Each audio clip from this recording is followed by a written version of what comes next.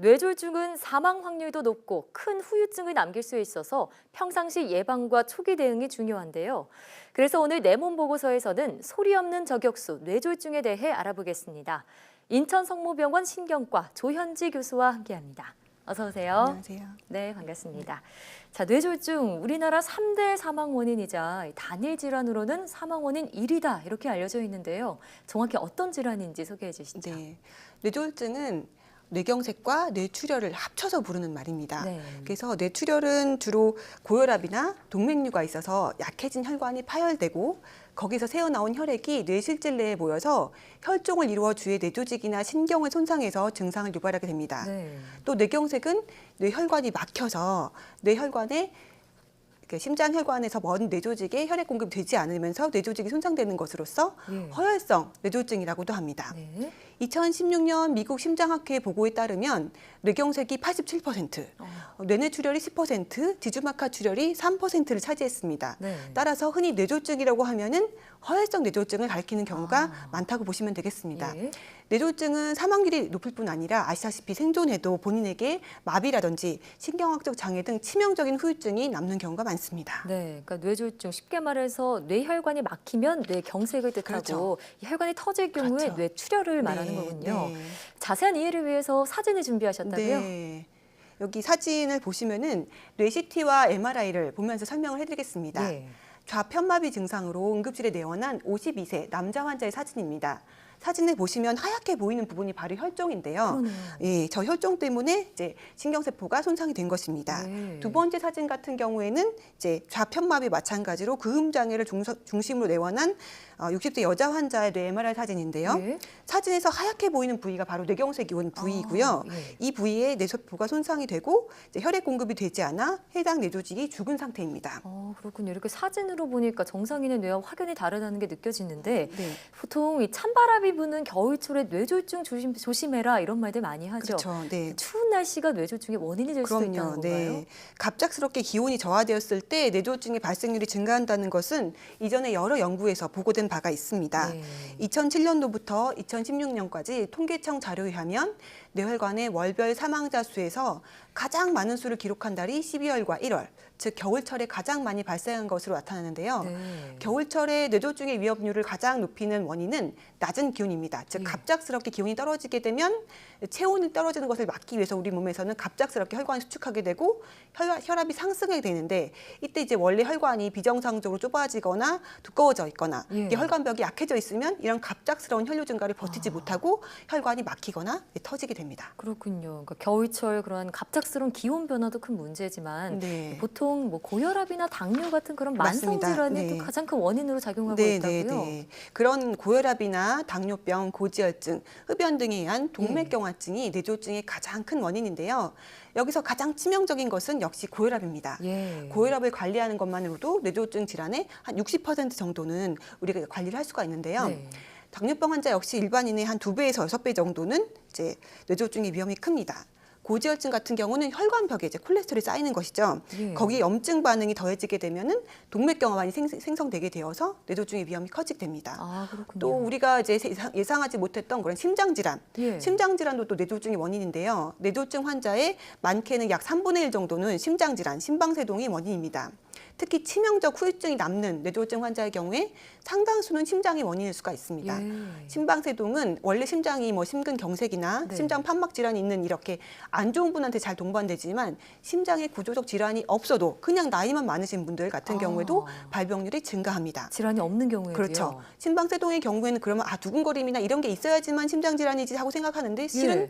무증상인 경우도 많고 그냥 답답하다, 어지럽다, 무력감 등등 다양한 증상이 나타날 수가 있기 때문에 네. 그냥 갱년기 증상이다 이렇게 아실 수가 있습니다. 그래서 40대 이후에는 주기적으로 심전도 검사를 해보시는 것이 좋습니다. 네, 자 그런 거 하면 요즘 초미세먼지가 뇌졸중과 같은 뇌질환의 원인이 되고 있다. 이런 연구 결과가 속속 발표되고 있는데요. 네. 어떻게 미세먼지가 뇌에 영향을 미치게 되는 건가요?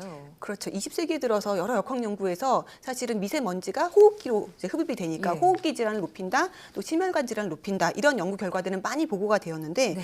최근에 이제 뇌질환도 많이 올린다는 것을 알려지고 있는데 오염원의 입자 크기에 따라서 보면은 미세먼지는 지름이 10 마이크로미터 이하를 말합니다. 예. 지름이 2.5 마이크로미터 이하는 PM2.5라고 쓰고 초미세먼지, 네. 극미세먼지라고도 부릅니다.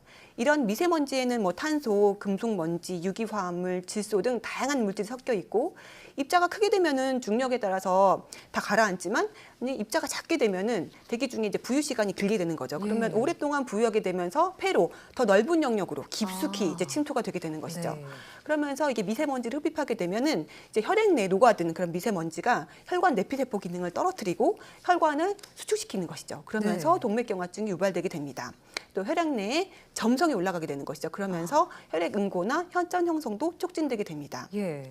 또 이게 워낙 잦다 보니까 이게 뇌 미세혈관, 그 BBB라고 하는 혈관 내장벽을 손상시켜서 그걸 그대로 투과해 가서 미세먼지 그 자체가 뇌로 간다는 얘기도 있고 또 몸 안에 염증 반응을 일으키니까 그 염증 물질이 뇌로 전달이 되면서 뇌 손상이 오게 되고 또 산화 스트레스가 오게 되니까 뇌 세포가 이제 손상이 된다고 알려져 있습니다. 네, 여러 가지 원인이 있군요. 네. 그럼 미세먼지가 심한 겨울철에는 특히 뇌 건강 관리를 잘해야겠습니다. 그렇죠. 예. 네, 네.